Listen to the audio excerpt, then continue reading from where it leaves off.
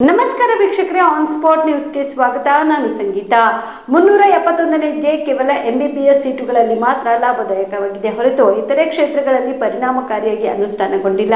ಕೈಗಾರಿಕೆ, ಕೃಷಿ, ಆರೋಗ್ಯ, ಪ್ರವಾಸೋದ್ಯಮ ಸೇರಿದಂತೆ ಅನೇಕ ಕ್ಷೇತ್ರಗಳಲ್ಲಿ ಅಭಿವೃದ್ಧಿ ಕಾಣದೇ ಇರುವುದು ದೊಡ್ಡ ದುರಂತದ ಸಂಗತಿಯಾಗಿದೆ ಎಂದು ರಾಜು ಕುಳಗೇರಿ ಕಳವಳ ವ್ಯಕ್ತಪಡಿಸಿದರು.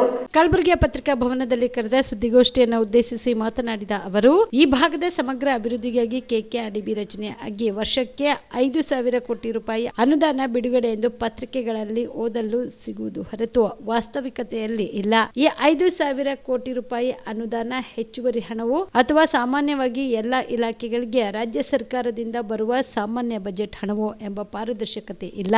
DS ನಂಜುಂಡಪ್ಪ ವರದಿ ಪ್ರಕಾರ ವರ್ಷಕ್ಕೆ 2,000 ಕೋಟಿ ರೂಪಾಯಿ 8 ವರ್ಷಗಳವರೆಗೆ 16,000 ಕೋಟಿ ರೂಪಾಯಿ ಹೆಚ್ಚುವರಿ ವಿನಿಯೋಗಿಸಲು ಶಿಫಾರಸು ಮಾಡಿದ್ದಾರೆ. KKRDBಯಿಂದ ಬರುವ ಬಜೆಟ್ ಬಗ್ಗೆ ಸ್ಪಷ್ಟನೆ ಇಲ್ಲ.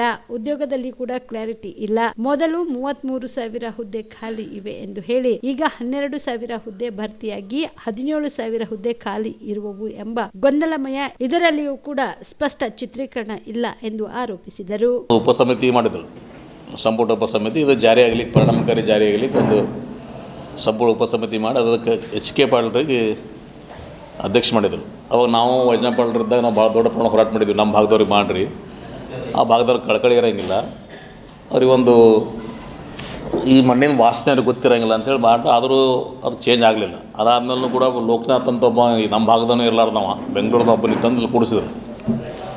ಅದೆಲ್ಲ ಗೊತ್ತಿದ್ದ ವಿಷಯ. ಅದು ನಮಗೆ ಸುಮಾರು ಹೋರಾಟ ಮಾಡಿದ್ವಿ, ಇಂಪ್ಲಿಮೆಂಟ್ ಮಾಡಲಿಕ್ಕೆ ಹೋರಾಟ ಮಾಡಿದ್ವಿ. ಇಂಪ್ಲಿಮೆಂಟ್ ಪರಿಣಾಮಕಾರಿ ಜಾರಿ ಆಗಲಿಕ್ಕೂ ಹೋರಾಟ ಮಾಡಿದ್ವಿ.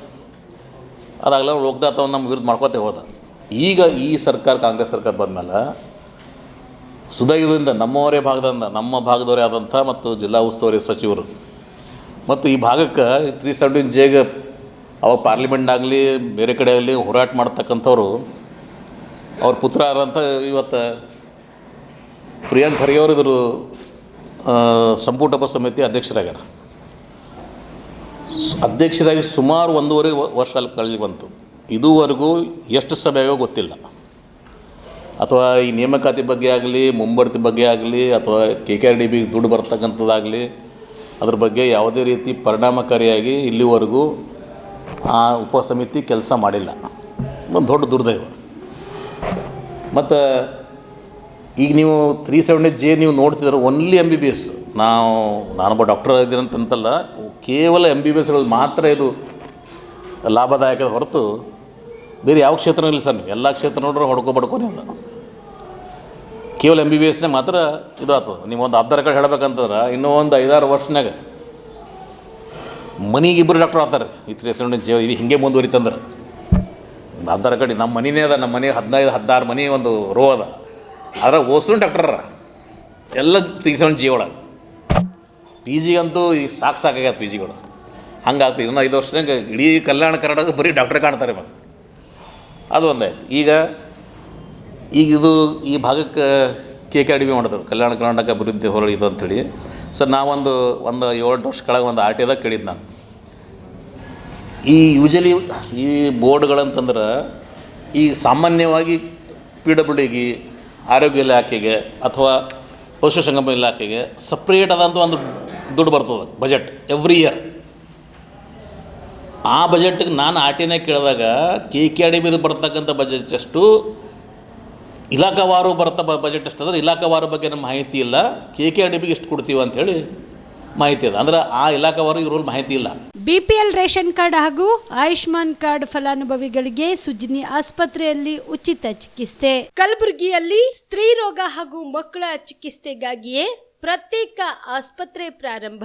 ಸುಜಿನಿ ಕಲ್ಯಾಣ ಕರ್ನಾಟಕ ಭಾಗದ ಅತ್ಯಾಧುನಿಕ ತಾಯಿ ಮತ್ತು ಶಿಶುವಿನ ಆರೈಕೆಯ ಆಸ್ಪತ್ರೆ.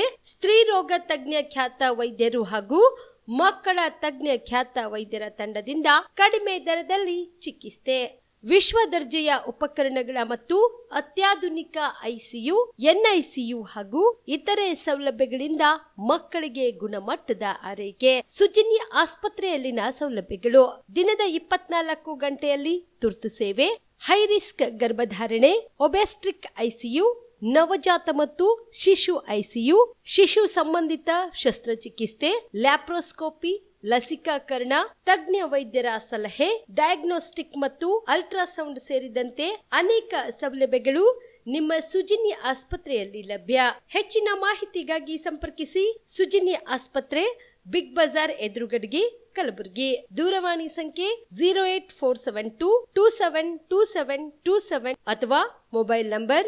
9900427814.